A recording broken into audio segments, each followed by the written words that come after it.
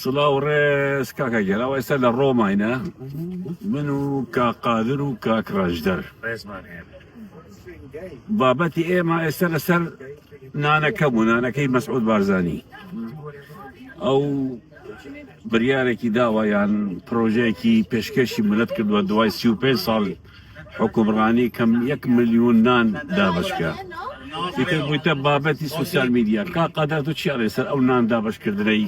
مەسعود بارزانی و پاشیوی ڕووداو ئەو شەرمەزاریش کێیە لەبەر ئەوەی ملەتێک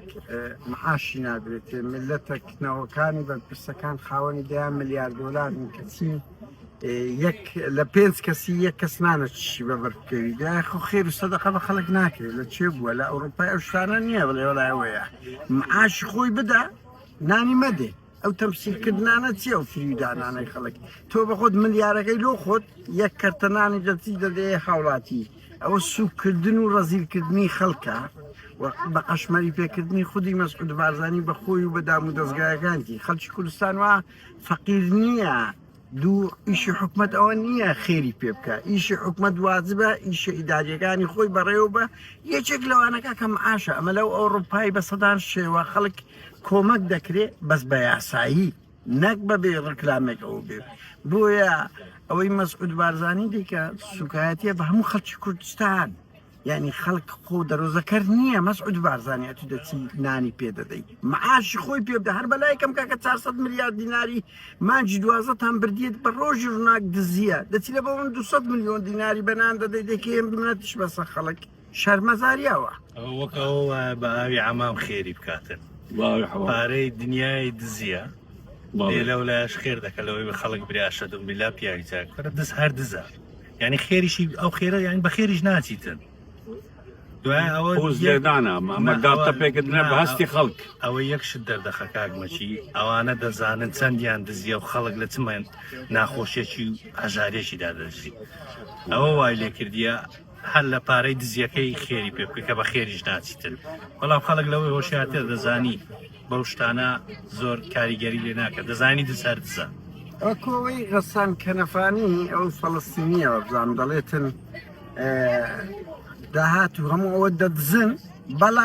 بەڵام دەچی لە تەنانەکە دەداتە دەبی سوپاسشی بکەی وەکە ئینەما مەکرەمەیەکی زۆر گەورەیە ئەو دوایەوە کاکمەکە یەکشت ئەو فرتوفێرەی تا مەسعود بارزانی هەتا انتخابات تەواو دەبی وایە یعنی ئەو کەرتەنانەش لە کاتێک دەکاکە میلەت پارەی لەکنەتوەیە 46 معاشی لەکنتەیە مەسعود بارزانی خۆت و نەوەکانت لەگەر نەوەکانی تاالبانی خاوەنی بوونە $100 ملیار چ نانەچ دەدەی ئەو میلەتەی بەزیدی کاقادر پێش وابزانم ساڵێک بوو مەسعود بارزانی قسەیەکی کرد وتی ئەبێ ملەتی کورد نانێک بخوات و دان بکات بەخێر بوو پارتی ئەم کوڕ و باوکە چییە بەنانیان گرتووە ئەوە چیە بە قەزیان چیە گاڵتە وڵی سوکاتیە بە خەڵکەگەنە وڵاتێک نەوتی هەبی وڵاتێک خاوەنی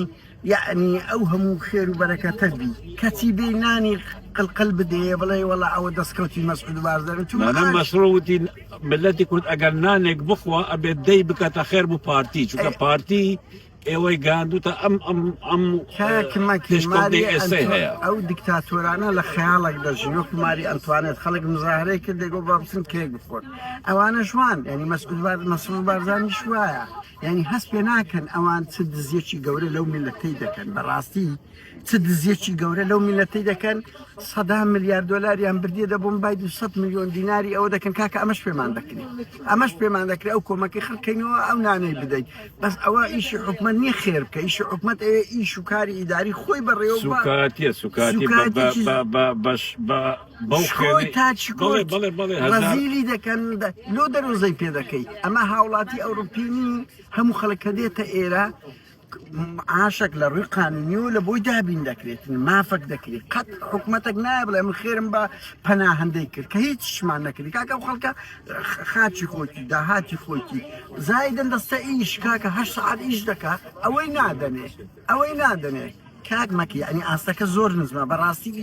یعنی ئینسان هێڵنجی بەبوو بەرپرسانە دێ باشە ڕاوێژکارێکیان نییە باشە ڕیشپێکیان نیە کورە مەسعود بارزان عمرت 70 ساڵە تخۆش شەرم ناکەی قسە ئەو ڕەفتارانە دەکەی بڕۆ کاچ خۆ معاشی دزراوی خۆیان بدێ کاکەەوە مانجی دوازەیە بڕۆ 300 میلیاردی کە بە خەسەرێ معاشەکەیان بدێ کاگمەشی ئێستا لە ڕۆمانیا فڕغانەوە ئەو شوێنەی دەبینی ئێرە تەسویر بکە بەڵێ 2000 ساڵ پێش ئێستا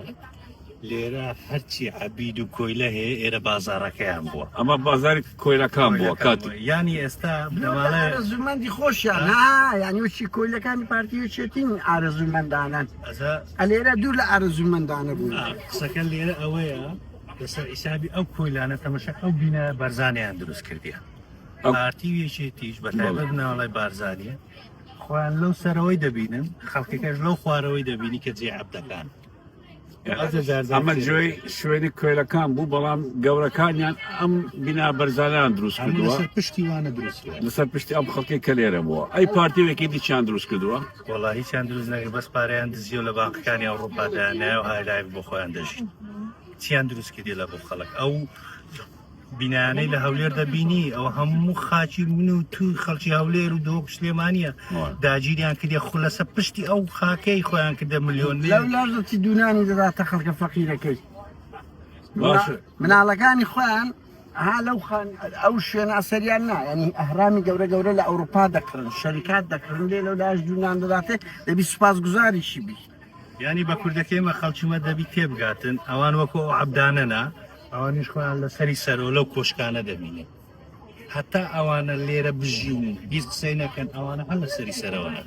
دەبی خەڵک تێبگا بەنانە چال نەخەرەتێ پارەی دزراوین گوۆیە دەبی سەبقاتیان لێ وەرگیرێتەوە ئەو ڕۆناس بەی سبەی نادووز بەی دڵنیامە ڕۆژێک دادێ وەکو